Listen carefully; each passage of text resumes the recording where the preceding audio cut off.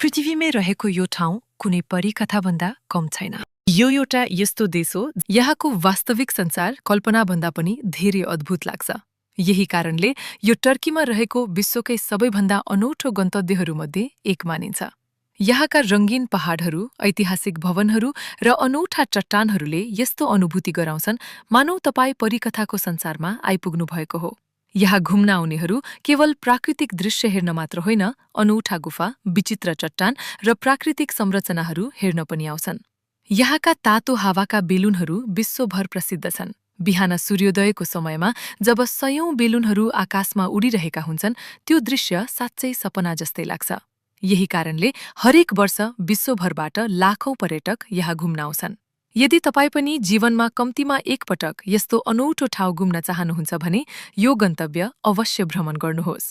अझै यस्ता अचम्मका देश, ठाउँ र तथ्यहरू जान्न चाहनुहुन्छ? अर्को अझ रोचक भिडियो लिएर हामी आउनेछौँ। हाम्रो पेजलाई फलो गर्न नभुल्नुहोला।